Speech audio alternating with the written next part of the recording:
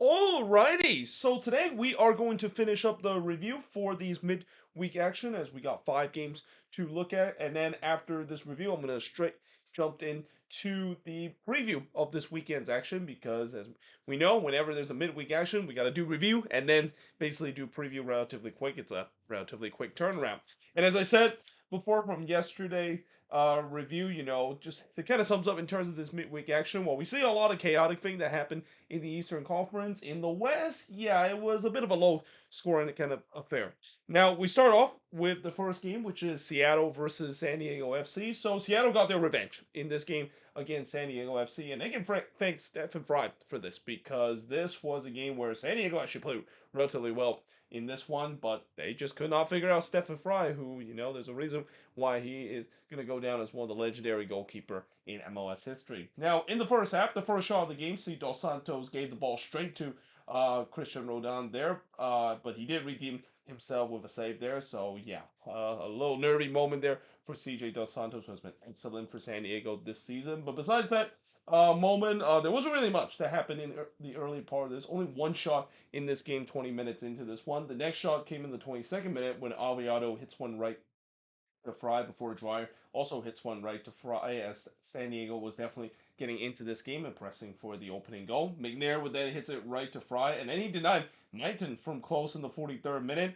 I thought the Sounders need halftime badly because San Diego was putting all sorts of pressure on the Sounders back line. And fortunate for the Sounders, they had to halftime scoreless between both of these teams. Now in the second half, just like the first half, not much happened to begin the second half either. That all changed until in the 58th minute on a rare opportunity for the Sounders.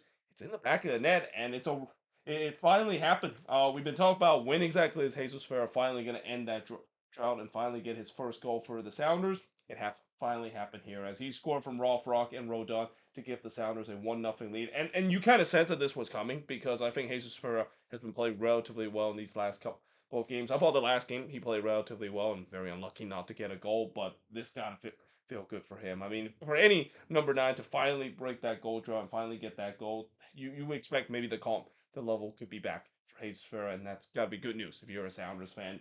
In the 60th minute, Rusnak would look for another, but he was denied by Dos Santos. The momentum was definitely with the Sounders. They were pressing to try to get another one, though in the 69th minute, Fry would deny Ilowski from close, and then McVeigh hits it right to Fry as San Diego got the momentum back. They press again, but the question is, can they beat Stem Fry, who, again, he seems like he was gonna try to steal one in this one. Barbino would then hits it right to Fry before Verskov would puts it high from long range. In the second minute of stoppage time, Christian Rodon looked to finish it, but he was denied by Dos Santos there in the second minute of stoppage time. And then in the 6 minute of stoppage time, Lofison had the last chance for San Diego, but he puts it over from long range. And despite the fact that San Diego outshot Seattle in this one, and even on the shots on target, the Sounders were more clinical. They get the 1-0 win in this one. The shots of this one, only 6 shots for the Sounders compared to 16 that San Diego had. 7 shot on goal for the 5 that the Sounders had. 1 shot off target for the 3 that San Diego has. No shots on the block for the 6 that San Diego has in possession wise. 56% possession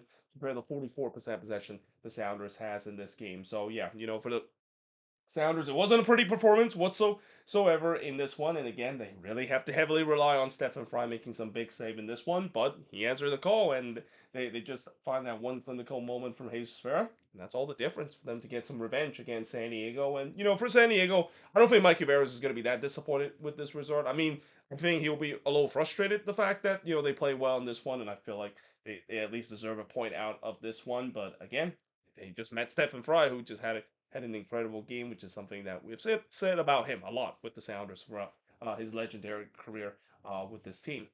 Now, that being said, moving on in the next match is Austin versus RSL. So this is a game where it featured a bit of a weather delay, so it kind of started a little bit later than this. This was actually the only game that starts at 5:30 window, and again, it's weird the fact that this game started at 5:30. I mean, for a West Coast game in the middle of the week, it's kind of crazy the fact that game started that early, and no surprise that the attendance figure for that game was not very good because you're not going to get a lot of fans attend midweek games, but you're especially not going to get a lot of fans attend midweek games when you start the game at 5:30 on a Wednesday late afternoon. But in this one, it started a little bit late. It started at 8:20 p.m. Central Time because of the weather delay. The first shot of the game did see Gozo miss wide from close before Luna miss an absolute sitter in the back post. Yeah, that is one that Diego Luna would absolutely want to have back because yeah, that was the chance for RSL to get the early lead, and I thought they were the better team at least early in this one. And as I said, that in the 22nd minute, Austin almost scored against the run of plays as Vasquez struck the post on the header there. Ruiz then hits one right to Stuver in the 26th minute before Cabral denying Gallagher on the front post as both of these teams started to get some chances. But the question is, who can get that opener? Well, Agata tried to do so, but he missed wide on the header before Gladwood hits that one wide in the 43rd minute. In the second minute of stoppage time, Biro with a one-hopper header that goes wide, and we do head to halftime scoreless between both of these teams, despite the fact that both of these teams definitely exchanged some chances and had some opportunity to get that first goal. In the second half, Luna would put it wide from long range. Not much really happened in the beginning of the second half, as I thought both defense kind of tightened up a little bit. They weren't giving as much chances as what we saw in the first half. Agata would then hit it wide from close, but then in the 68th minute, he would be on target as he scored here from Luna to score his first goals for RSL to give the visitor a 1-0 lead. Barrow did look to answer, but he hits this one high before Palacios flash one wide from long range in the 80th minute. Vasquez then missed wide on the doorstep of goal, and yeah, it's just been that kind of season for Brandon Vasquez. I mean, yes, he has had some moments where he has shown that clinical finishing, but more times than not this season, he's been a very big disappointment for this Austin team.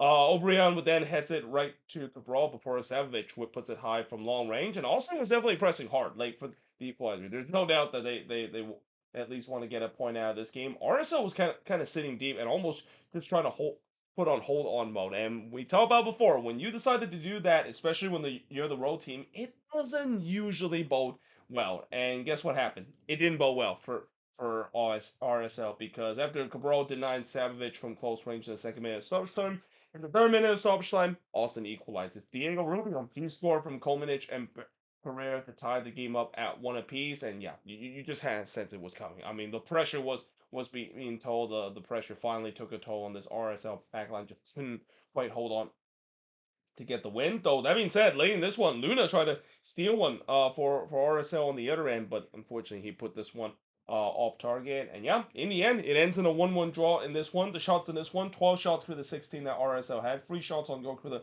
4 that RSL had, 5 shots off target for the 4 that RSL had, 2 shots was blocked for the 3 that RSL had, and possession-wise, 51% possession compared to the 49% possession that RSL has in this game. And I don't think either team would be happy with this result. I mean, for RSL, anytime when you give up a late goal, whether you're playing on the road to draw points, that's got to be very frustrating. Especially, how many times we have said when teams are holding on to a 1-0 lead on the road and really letting their opposition to try to get that equalizer and press hard to do so, it usually doesn't bode well, and unsurprisingly, that of course is the case. And for Austin, yes, you eventually did get that goal to get at least salvage a point in this one.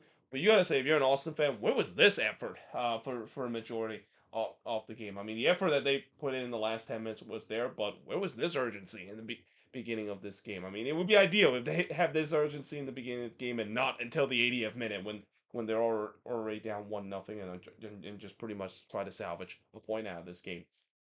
Now, moving on in terms of the next match is the Quakes and the Galaxy. So coming into this game, is it going to be 16 straight without a win for the Galaxy after this one? And the answer is yes. Though I will say this, I got to give credit to the Galaxy in this one because I thought they played well in this one. And there were times where, at the Quakes, they definitely once again commit those bad mistake on the defensive. And as I also kind of expected, it was a very open game in this one. And for an open game like that, it's kind of surprising the final scoreline was 1-0 in favor of the Quakes in this one. And it's another one of those games where, for once, the Quakes actually got a clean sheet. And for once, Earl Edward Jr. probably have his best game for the San Jose Earthquakes in this one.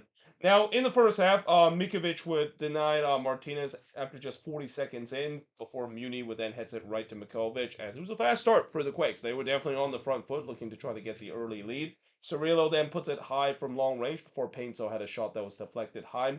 And then Leslie Mento looked like he got the opener for the Galaxy, but the flag came up for offside, and it was not by much. And I gotta say, that was a warning sign for the Quakes because they were having tough time in terms of dealing with the Galaxy transition, and that kind of was the theme in this game. The Galaxy was very dangerous at times in the transition. Though that being said, the Galaxy was also poor on the defensive end because this almost was 1-0 in favor of the Quakes if it wasn't for the post denying Harks there after just a WTF turnover from the Galaxy in their own half. Rodriguez then heads it wide from the corner before Nascimento would hits it right to Edwards in the 26th minute. Muni then hits it high from close as the shots were 5-4 to the Quakes up to this point. Mikovic then didn't deny Martinez as the flag went up, so that wouldn't have counted either way. And then he hits one right to Mikovic in the 39th minute. Yeah, Joseph Martinez, these last couple of games, he's kind of becoming a little bit snake bin, and this is definitely not good news for the Quakes because we really need him to get going, especially with the way that Chicho Arango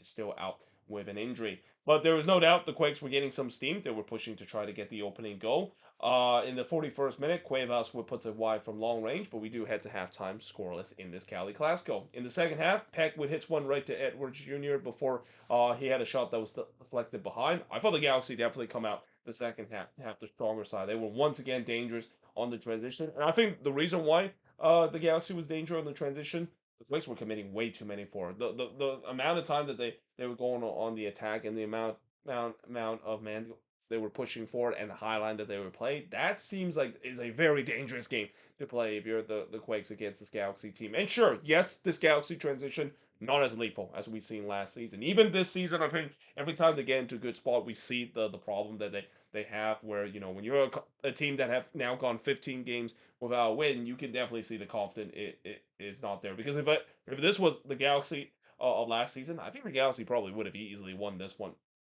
against the Quakes with those dangerous transitional moments. Though that being said, Edwards near the 53rd minute would deny Peck from close range. It's basically a track me up to this point. I mean, there was no midfield that was found.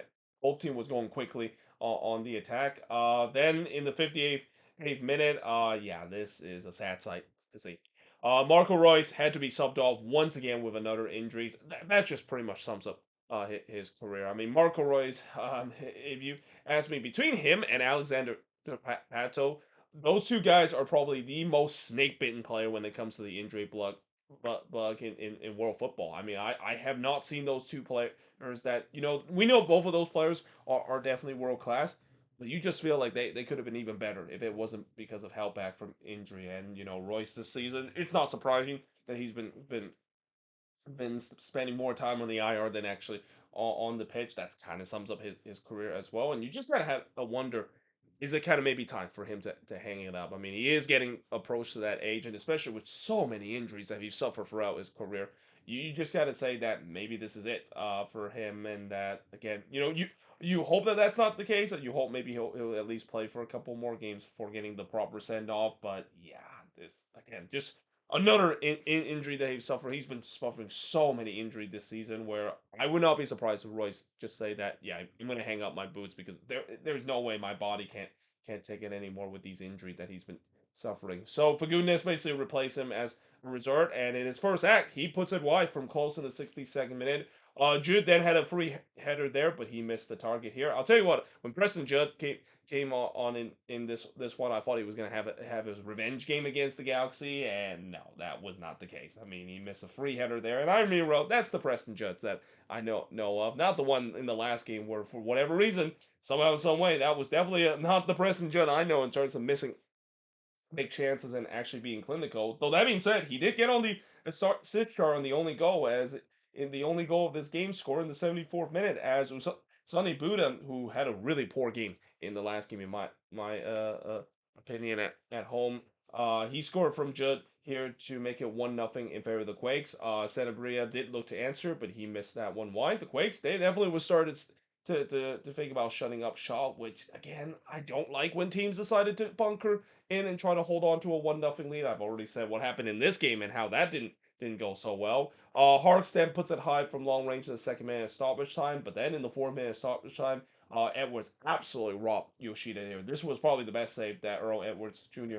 has made in terms of him being with the Quakes here. Absolutely robbing Yoshida from point blank range on the header there. And I mean, it's just that kind of the season for the Galaxy. They're just getting no luck whatsoever this season. In fact, this month month for the Galaxy. This might be the worst month that I think any team in MLS history has in there. And I'm not saying this as a sarcastic way. You look at all the losses that the Galaxy have suffered and all the pain that they had to deal with in the month of May from them losing games despite not giving up a shot in the entire game to their opposition to basically blowing a 2-0 lead on the road when they looked like they were point of winning, and then once again conceding late goals as well. I mean, it's just been that kind of year for the Galaxy. They are just simply cursed right now, and it's now 16 games without a win to start the season. They're just one game away to go the entire half of the season without a win. And I also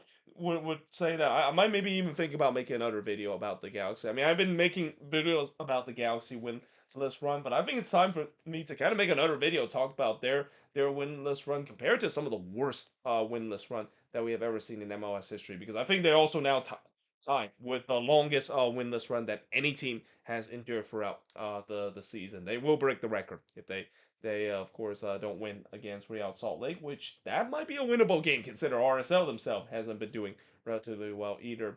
The shots in this one, 13 shot for both of these teams. Both teams had 6 shots on goal, 3 shots off target for the 4 that the Quakes had, 1 shot that was blocked for the 3 that the Galaxy had, and possession-wise, 54% possession compared to the 46% possession that the Quakes has in this one. And the Quakes have a very quick turnaround as well. I mean, they have to go to St. Louis now, and they have to play in an early kickoff as well, so that's not gonna help them in terms of trying to gain fitness. And especially, it also doesn't help the fact that they're facing against a St. Louis side that's going to have their interim head coach, which, yeah, you expect them probably going to have that interim head coach booze. And that just kind of makes me feel like, man, come on, St.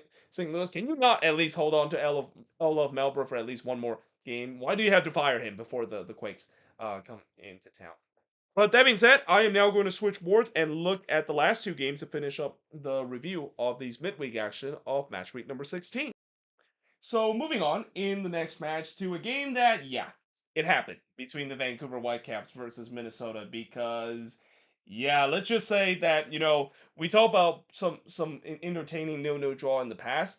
This was not one of those one, and in some way, I kind of had a feeling this could have happened because one, you have a Minnesota team that have had these kind of games where when the transitional attack doesn't get going for them, they're just praying the fact that their defense can get themselves a 0-0 draw, and then they face against a Whitecaps team that you can kind of tell this Whitecaps team was really focusing on the Concacaf Champions Cup and not really kind of mentally focused on this game whatsoever. Even when they bring on the starter in this one, you kind of had a sense that in some way they were maybe saving the goal for the Concacaf Champions Cup final rather than this one, which I think that could be a smart thing for the Jasper Sorensen side to do, because why would you want to score all your goals in this one and potentially not save those for the biggest game in their club history in just a couple of days? And this is also another example of why I feel like the league should have postponed this game. And I also would agree on a lot of Whitecaps fans are probably very frustrated the fact that they have to play this game despite the fact that they literally have the biggest game in their club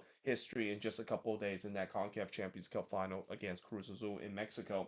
Now, in the first half, Rios would puts it high on the doorstep of goal, and as expected, Whitecaps dominate possession. The Loons were looking to sit deep and look for the transition. Laborda would then hits it high from close before Berhalter puts a weak shot from close range. Berhalter was really the only starter I can think of that actually played the full 90 minutes, and it's expected because he is suspended for the final. There's really no need to rest him in this one, considering he's not going to be playing in the final, which that is a huge loss for the Vancouver Whitecaps. But that being said, the Whitecaps definitely gained some steam early, but not really troubling Dane Sinclair's net too much. And I thought the Loons were looking flat. Like they just cannot get anything going forward. They have zero pattern and no transitional moment as well. Now, part of that is because the Whitecaps does a really good job in terms of shutting down teams in terms of trying to hit on the transition. They're kind of a team that it's kind of interesting that even though they play this possession style of play, they're a team that doesn't allow other team to hit on the transition. So even when you try to hit on the transition against a possession team like Minnesota likes to do, yeah, Jasper Sorensen's side is so disciplined that it's no surprise that Minnesota didn't really have those transitional moments. Though it kind of also doesn't help the fact that the passing in this game, oof, it was rough to watch as a Minnesota United fan. But in the 22nd minute, Berhalter would put it wide from long range before Longwane with Minnesota first shot, but he hits it right to Takaoka. Berhalter then puts one into the stands on the free kick before Nangando hits a weak one right to Dane Sinclair. We then go for a period where not much really happened, as it's pretty been a very flat for first half. Even with the chances the Whitecaps were getting, they weren't really dangerous chances whatsoever, and that kind of was the theme in terms of tonight's game. Longwane then blasted high from long range, but we do head to halftime scoreless between both of these teams. In the second half, Vancouver was on the front foot trying to push for the opening goal. Rios would have a header that was clear off the line before Sabi would hit it right to Dane Sinclair. The shots were 15 to 3 for Vancouver, but only 3 of them was on target so far. Combined for both of these teams, I believe there was 2 shots on target for Vancouver compared to 1 that Minnesota has. So when you have only 2 of the 15 shot on target, it says a lot about Vancouver's finishing just not really there in this game. But that being said, this is kind of the time when, as for Sorensen said, like, let's bring that on the Cavalry. And this worked last time when the Whitecaps play against Minnesota, where this kind of felt like a similar game where the Whitecaps was going to start their reserve a little bit, but then they're going to bring in the Cavalry and hope to finish Minnesota off. And this is where I kind of started to be concerned because, yeah, this feels like it's a very similar game to what we saw at Allianz a couple months ago, especially now that the Cavalry is on with Brian White and Ahmed being summoned in this one.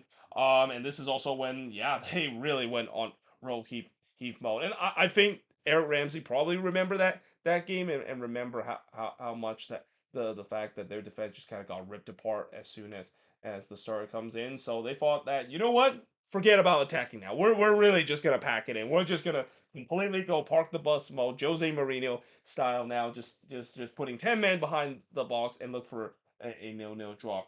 Nelson would then hits it right to Dane Sinclair. There was a huge shot for a penalty for Vancouver not given. Laborda then hits it way wide there in the 90th minute. It's just not happening for the Whitecaps in this one. They just simply cannot break down against a park the bus Minnesota defense. And we know that this Minnesota defense is one of the toughest to crack. But when they go on a park the bus mode, especially putting everybody behind, I mean, it is no surprise the fact that Vancouver was having a really tough time to try to break it down. And in some way, I think Vancouver is probably feeling like, man, how the table has turned for them. This used to be a team that kind of does the same thing not long ago, and it's, I mean, I guess you could say it's kind of a pride that now teams are doing it against them, but at the same time, it maybe could be a little bit frustrating because, man, now the teams are gonna make it tough on us to try to break them down. I mean, even with the talent that we have, yeah, it's kind of hard now the teams are trying to do so, and unfortunately, they just aren't able to find a way to get past this Minnesota defense, which was very disciplined throughout this whole game, and they had to be.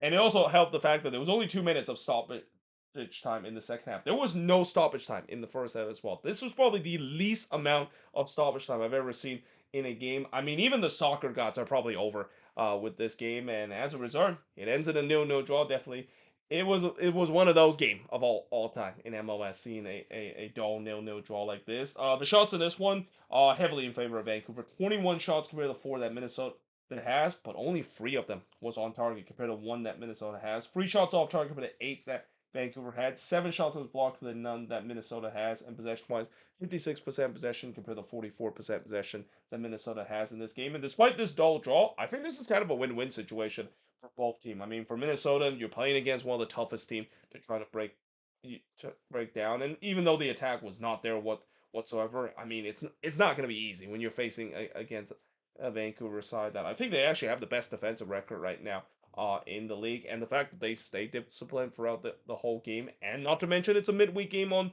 the road as well against the best team in the league. I'll definitely take a draw, even if it's like this, which was very uninspiring. But for Vancouver, I think it's a win-win for them as well because coming into this game, it was also important that they have no injury. Like they really don't want to see any major players suffer an injury before the final, and also not to mention, as I said before, you're assuming that they're saving those goals for the final. I mean, with the performance that they put in and with the way that the attack was just not there, at least if you ask Jasper Sorensen, if you're going to have an off attacking night, do it in this game and not do it in the final, as we will see in a couple of days. But yeah, like I said, it's a win-win situation for both of these teams, and both of these teams will move on now with Minnesota getting a much tougher road game in the next one against Seattle and then Vancouver. You know, good luck to them. I mean, the whole MLS is behind this team. I'm really hoping that it will happen where Vancouver will become the second MLS team to ever win the CONCACAF Championship, joining the Seattle Sounders in that spot.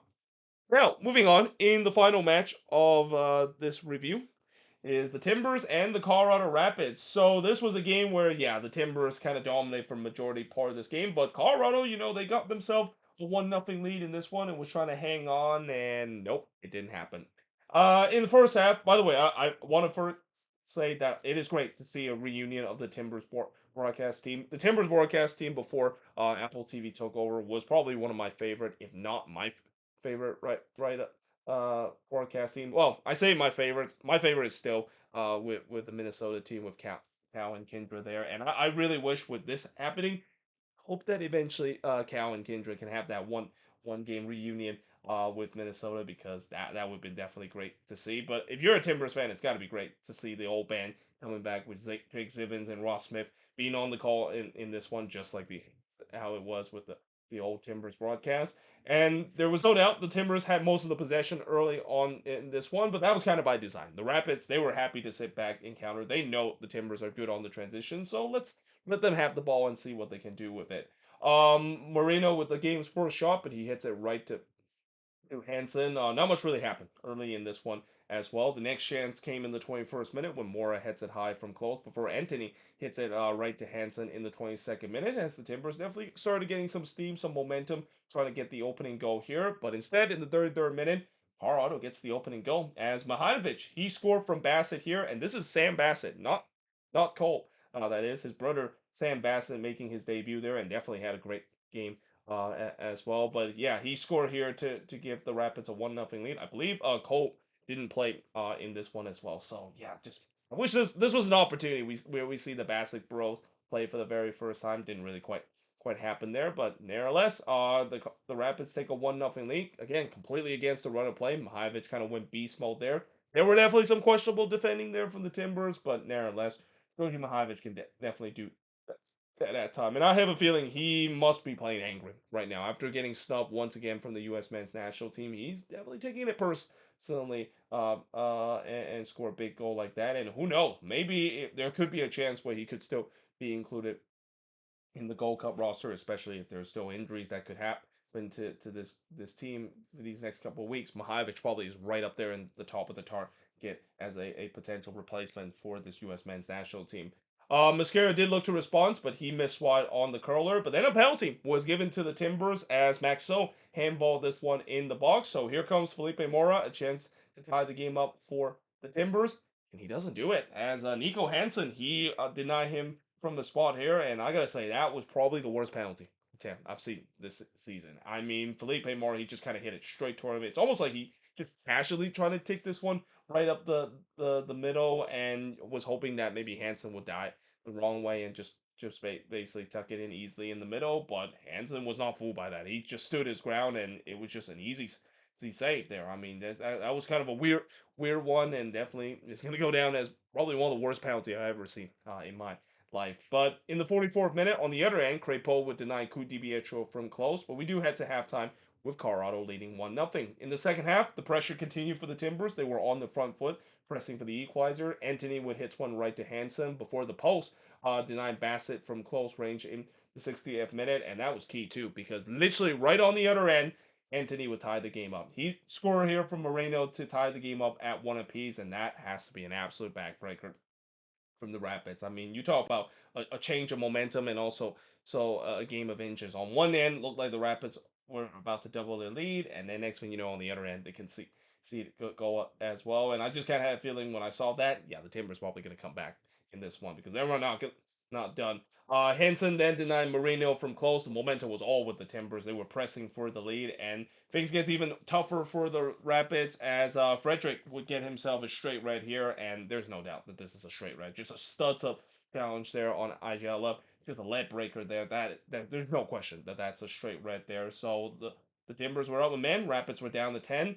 Kelsey would then hit it right to Hansen before Hansen tipped Miller shot over in the 74th minute. It was unrelentless pressure that the Timbers were putting, and you just kind of had it feeling it's a matter of time before they score. Even though the Rapids, it's just kind of all hands on deck, and they're just praying that they can ride out this pressure. Anthony would then puts it wide from long range in the 74th minute, but then in the 79th minute, the pressure finally paid off as Kevin Kelsey would score from Mascara to make it 2-1 in this one.